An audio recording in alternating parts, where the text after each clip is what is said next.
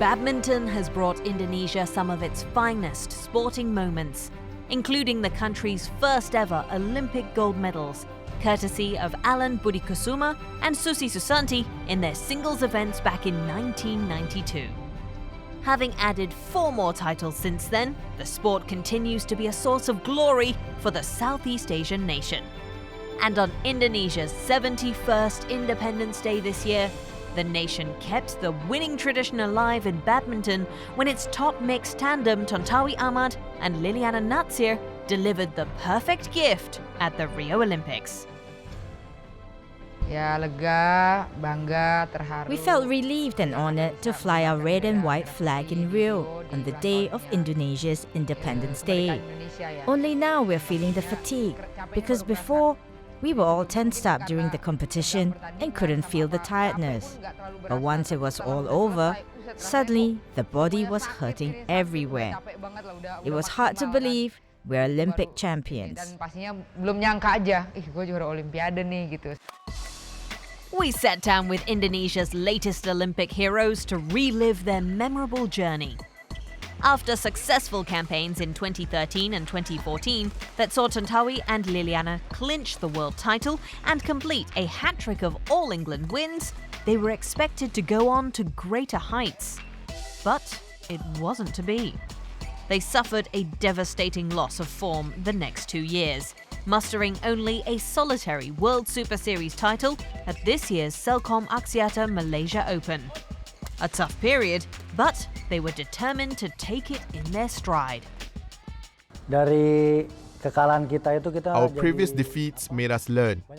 Maybe if we had kept winning in 2015, we may not have enjoyed success at the Olympics. We could have gotten tired easily, and mentally, we wouldn't have coped. We kept asking ourselves what was lacking. It was a time for introspection. It was such a big challenge to win one Super Series title, but we reminded ourselves of our success we've had, like the hat-trick of All England titles and being world champions, so we shouldn't feel small. The Australian Badminton Open was the world number 8 duo's last competitive outing before going full throttle in their preparations for Rio. And high on the training agenda was to mentally clear off all the weight of previous disappointments. Let's forget our past results because it would affect us in a bad way. So going into the Olympics, we told ourselves we must start afresh. We aimed at improving all aspects, including seeing psychologists and motivators. Our communication also needed to improve because we felt that this could have been a factor to our poor results. It led to unnecessary anxiety during matches.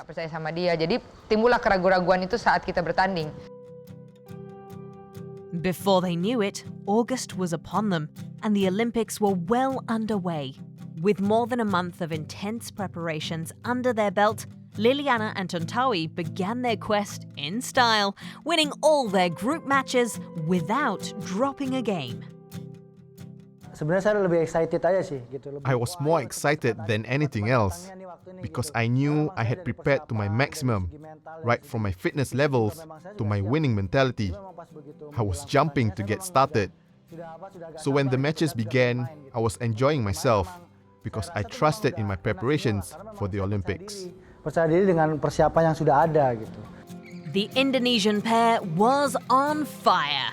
Compatriots Praveen Jordan and Debbie Susanto were their first victims in the knockout stages before they went on to face longtime rivals and defending champions China's Zhang Nan and Zhao Yunlei in the semi-finals. The Tontowi and Liliyana combo saw this as the perfect matchup to prove their Olympic credentials. If we look at our record against them before the Olympics, we've lost almost all the matches, although there were some very close ones. Many were skeptical of our chances against Zhang Nan and Zhao Yunlei. I told Tontowi to not give up, because whatever happened before doesn't matter now. Anything can happen at the Olympics.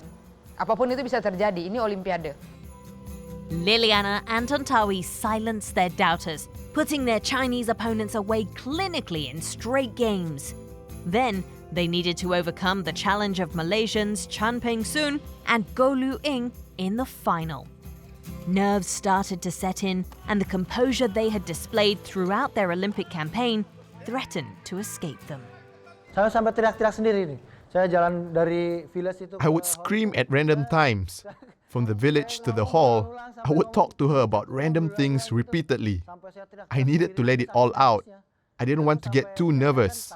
I was afraid it would affect my game, so I was hoping the screaming would help at the time. Saya teriak sana, teriak sini gitu aja sih pada waktu itu. But as soon as they got on court, the Indonesians were back in control.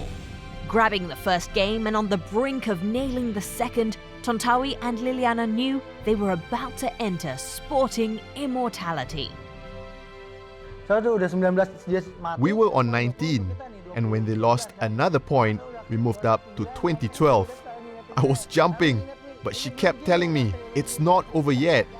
It's giving me goosebumps just talking about it. Ini sampai sekarang juga masih keinget gitu loh. Saya nggak mau terlalu berlarut. I didn't want to get carried away because we hadn't reached 21 points. We just needed to get there first, and then we could do whatever we want. We just need to focus on getting to 21.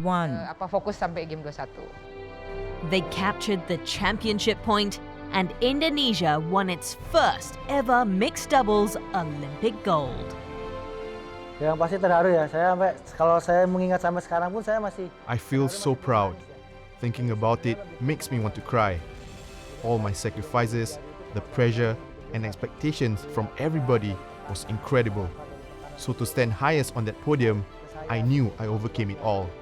I was able to make my family and Indonesia proud. Gitu sih. Dan saya bisa membanggakan keluarga saya sih, yang pasti, dan Indonesia.